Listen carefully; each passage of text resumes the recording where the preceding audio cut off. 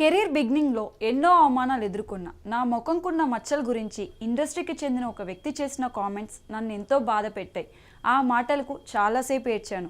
ఆ మాటలు అనింది సిద్ధు జొన్నలగడ్డ ఉరఫ్ టిల్లు ఉరఫ్ స్టార్ బై సిద్ధు.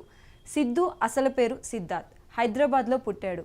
అమ్మ ఆల్ ఇండియా రేడియోలో ఉద్యోగి, నాన్న బిఎస్ఎన్ఎల్లో పనిచేస్తారు. అన్నయ్య అమెరికాలో సెటిల్ అయ్యాడు. ఓ ప్రముఖ సాఫ్ట్వేర్ ఆఫీస్లో ఉద్యోగం వదిలేసి ఫిలిం ఇండస్ట్రీలో అడుగుపెట్టాడు సిద్ధార్థ్ జొన్నలగడ్డ. 2009లో వచ్చిన జోష్ మూవీతో స్క్రీన్ పైకి వచ్చాడు. తరువాత ఆరెంజ్, భీమ్లీ కబడ్డీ జట్టు, డాన్ సీను, ఐస్ క్రీమ్ చిత్రాల్లో చిన్న చిన్న పాత్రలు చేశాడు. లైఫ్ బిఫోర్ వెడ్డింగ్లో వన్ ఆఫ్ ది హీరోగా యాక్ట్ చేశాడు. 2016లో వచ్చిన గుంటూరు టాకీస్లో హరి అనే పాత్రను ప్రేక్షకుల్లో గుర్తింపు తెచ్చుకున్నాడు. సిద్ధు రాజశేఖర్ కల్కిలో శేఖర్ బాబు పాత్రలో కనిపించాడు.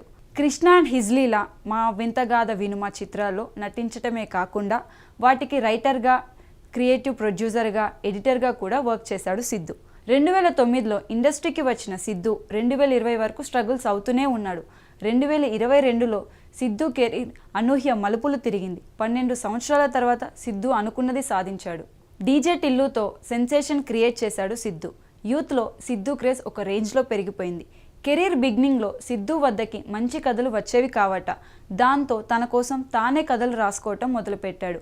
టిల్లు పాత్రని సిద్ధునే క్రియేట్ చేశాడు. కథలో కూడా సిద్ధు పాత్ర ఉంది. ఇక డైలాగ్స్ పూర్తిగా సిద్ధునే రాశాడు. అవి ఎలా పేలాయో అందరికీ తెలుసు. టిల్లు స్క్వేర్ 20 కోట్లతో నిర్మిస్తే 100 కోట్లు కలెక్ట్ చేసింది. దాంతో సిద్ధు బాక్సాఫీస్ స్టామినా ఏంటో అందరికీ అర్థమైంది. జాక్కి 8 కోట్లు రెన్యూమరేషన్ తీసుకున్నాడు సిద్ధు. సినిమా ఫ్లాప్ కావటంతో నిర్మాతకి 4 కోట్లు తిరిగిచ్చేశాడు. ప్రస్తుతం సిద్ధు తెలుసు కదా మూవీలో నటిస్తున్నాడు.